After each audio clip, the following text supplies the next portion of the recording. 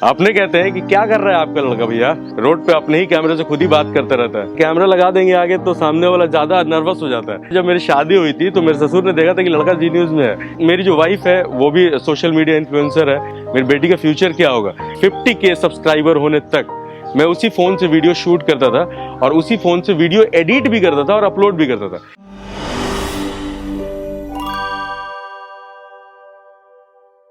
Hello friends, मेरा नाम है सैयद साहेब अली और मुझे लोग मटर गश्ती के नाम से भी जानते हैं।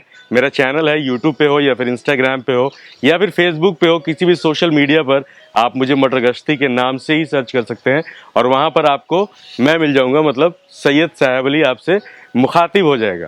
सबसे पहले तो बहुत बहुत शुक्रिया स्मृति टॉक्स का कि हमें अपनी लाइफ जर्नी बताने के लिए यहाँ पर इनवाइट किया गया और इस मंच को मेरे लिए परोसा गया ताकि मैं अपनी बातें आप तक पहुँचा सकूँ।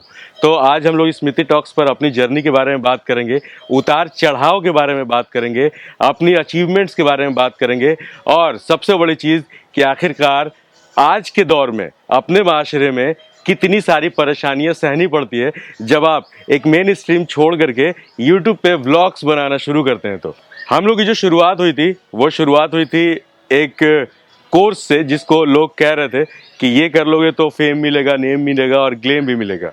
तो सबसे बड़ी बात क्या थी कि जैसे ही मैंने मैट्रिकुलेशन किया, उसके बाद इंटर किया, उसके बाद फिर घर वालों की तरफ से भी कहा गया और मुझे भी ऐसा लगा कि हमको जाना चाहिए बाहर पढ़ने के लिए भाई। तो हम लोग चले गए दिल्ली पढ़ने के लिए। दिल्ली में एक यूनिवर्सिटी से मैंने मास कम्युनिकेशन किया और उसके बाद फिर अपने करियर की शुरुआत वहाँ से हुई। एज ए जर्नलिस्ट मैंने मास कम्युनिकेशन किया था। 8 साल तक कई न्यूज़ चैनल्स में काम करने के बाद एक चीज़ थी जो दिमाग में खटकती थी। वो चीज़ क्या थी कि जब लोग आपसे पूछते थे ना कि आप कहाँ से हैं, तो फिर आप बताते हैं कि मैं पटना से हूँ। अच्छा, बिहार से हैं? अच्छा, ये वाला पर्सपेक्टिव जो था ना लोगों का, ये वाला परसेप्शन जो था लोगों का, वो दिमाग में खटकता था। तो बिहार से है तो क्या हुआ भाई? तब जाकर के मेरी यूट्यूब जर्नी वहीं से शुरू होती है। और फिर मैंने सोचा कि लोग पैराग्लाइडिंग करने के लिए सोलांग वैली जाते हैं, मैं पटना में क्यों ना करूं। बिहार के लोगों को, बिहार के बाहर के लोगों को, या फिर वो जो लोग ये सोचते थे कि बिहार में तो कुछ है ही नहीं, हम लोगों को जो करना है वो बाहर जाके ही करना है, तो इसलिए हम लोगों ने बिहार को एक्सप्लोर करना शुरू किया। बिहार को इतने नज़दीक से देखना शुरू किया।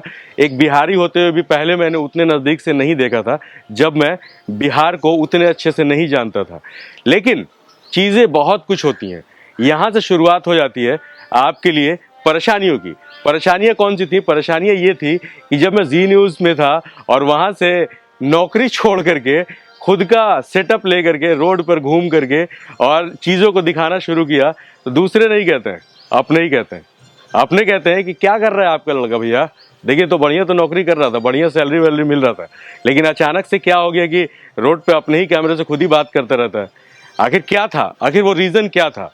वो रीज़न था कि मैंने अपने अंदर ठाना था कि मुझे बिहार को लोगों तक पहुंचाना है, बिहार की अलग अलग तस्वीरें उसको लोगों को दिखानी है और लोगों को ये बताना है कि हमारा बिहार पीछे नहीं है। आप हमारे बिहार में आएंगे तो आपको बहुत सारी चीज़ें ऐसी देखने को मिलेगी जो शायद आपने देखा नहीं है। वैसे भी बिहारियों के बारे में तो कहा जाता है कि यहाँ पे जो कुछ भी होता है वो सीधे वर्ल्ड लेवल का ही होता है।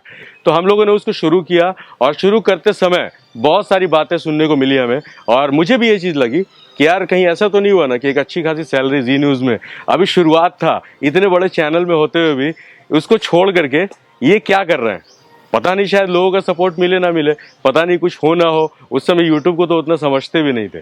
तो उस पर जब काम करना शुरू किया तो लोगों को चीज़ें पसंद आने लगी। और सबसे बड़ी बात है कि मेरे दादा कहा करते थे कि बेटा ऐसा है कि दर्जी बन जाओगे लेकिन पटना का टॉप बनोगे तो ही बात है, नहीं तो दर्जी तो बहुत है। तो हमने यूट्यूब जर्नी शुरू की, लेकिन उस बीच में बहुत सारे ऐसे उतार चढ़ाव भी आए जहाँ पर आपको ऐसा लगा कि ये चीज़ पता नहीं यार शायद सक्सेस होगी कि नहीं होगी, लेकिन फिर भी हिम्मत नहीं हारना था।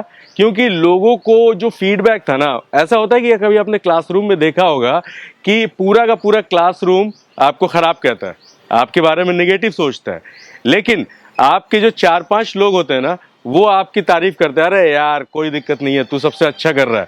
तो हमें क्या करना है ना कि उन बाकियों को छोड़ करके इस 5 को पकड़ के चलना है, क्योंकि वही 5 अपने हैं, बाकी कभी अपने थे ही नहीं।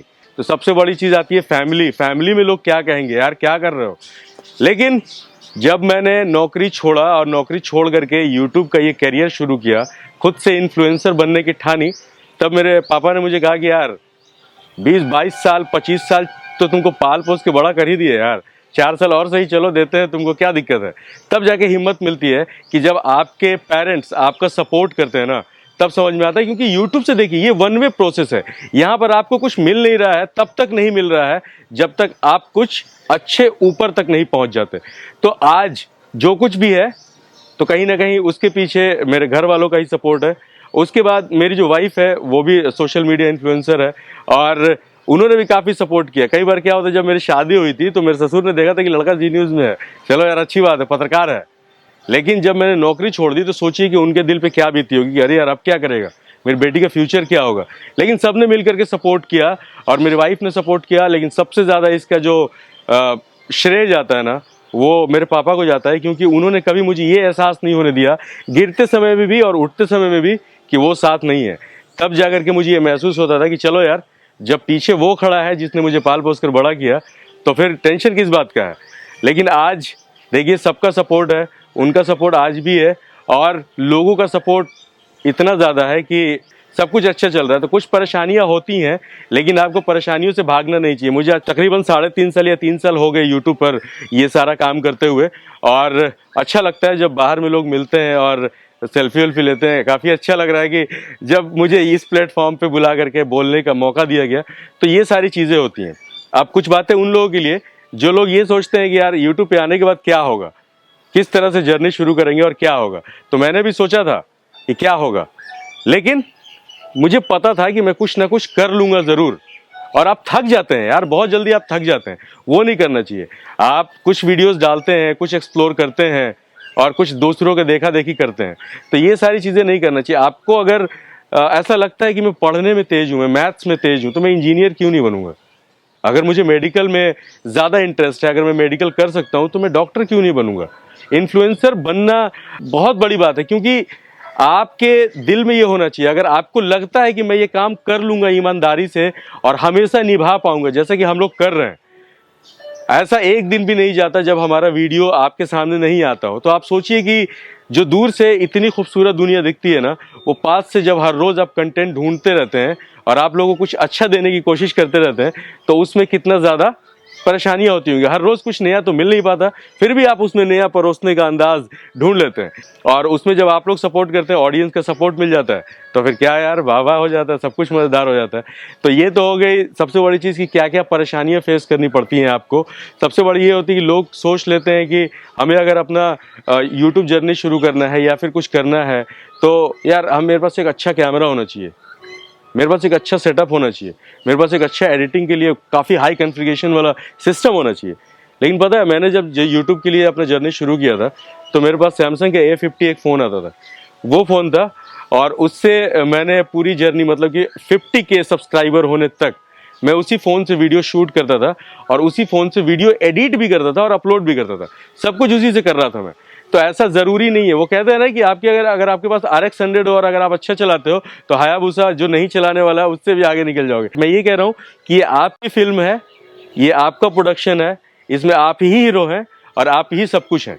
तो इसलिए आपको ही अपने लिए सब कुछ करना पड़ेगा और आपको अपने लिए कंटेंट नहीं, आपको कंटेंट बनना पड़ेगा, क्योंकि लोग आपको पसंद करते हैं और आपको फॉलो करके वो एक जगह से दूसरी जगह जाते हैं या फिर घूमते हैं। ज़रूरी नहीं है कि आपके पास हर वक्त कैमरा हो। कई बार तो हम लोग ऐसा फेस करते हैं कि जैसे कैमरा लगा देंगे आगे तो सामने वाला ज़्यादा नर्वस हो जाता है, लेकिन फ़ोन उनसे करेंगे ना तो वो काफ़ी फ्रेंडली हम लोग से बातचीत कर लेते हैं। तो जहाँ पे जिस चीज़ की ज़रूरत है उस चीज़ को वहाँ पे हम लोग को यूटिलाइज करना चाहिए, ये मेरे कहने का मतलब है यहाँ पर। तो आप जर्नी शुरू करिए, चीज़ें खुद ब खुद आपके पास आने लगेंगी। अगर आप पहले से ये सोच के कंटेंट क्रिएट करेंगे कि हमें इतने व्यूज़ चाहिए और इससे इतने पैसे अर्न करने हैं, तो फिर आप कंटेंट नहीं बना पाएंगे। आप ईमान से कोई काम करते हैं तो बेशक ऊपर वाला उसका सिला आपको एक ना एक दिन देता है। जिस समय मैंने शुरू किया था उस समय GoPro 7 था, लेकिन उससे पहले जब फ़ोन से बना था, तो जिस फ़ोन से शूट करता था उसी फ़ोन को हेलमेट के ऊपर सेलो टेप से पूरा रैप करके और मोटो ब्लॉगिंग करता था। और उस समय तो माइक भी नहीं होता था, तो सैमसंग वाले जो 150 रुपये के हेडफोन आते थे उसी को माइक बना लेते थे, उसका लीड को कट करके। तो ये सारी थी परेशानियाँ, ये सारे थे उतार चढ़ाव। अब अगर बात कर ले कि क्या मिला इससे, तो इससे इतना कुछ मिला है कि बस मैं ये कह सकता हूँ कि जितना मैं वहाँ कमाता था उससे कहीं अच्छा यहाँ पे अर्निंग करता हूँ। और सबसे बड़ी बात है कि जब मैं दिल्ली में था तो चाहे आप वहाँ पे 1 लाख रुपए ही क्यों ना महीना कमा लो, आपकी लाइफस्टाइल 1 लाख वाली हो जाती है, तो इसलिए कुछ बचता उचता नहीं है। लेकिन पटना में पॉकेट में 10 रुपये रहता है तो सीना ठोक के निकलते हैं, क्या रे कोई दिक्कत नहीं है, घर है अपना। 3.5 साल के कैरियर में अचीवमेंट भी लगता है और बहुत सारी चीज़ें होती है। आज हम लोग बिहार टूरिज्म के साथ मिल कर काम कर रहे हैं, तो ये और भी अच्छा लगता है। पहले बिहार में टूरिज्म के लिए, इन्फ्लुएंसर्स के लिए कुछ था ही नहीं, लेकिन अब बिहार गवर्नमेंट भी इन्फ्लुएंसर्स को अपने पास बुला रही है और हम लोगों की बातें होती हैं उनसे, उन लोगों के साथ मिल कर कई वीडियोज़ भी किए हैं। देखना हो तो भाई के चैनल पर जाकर देख लो यार।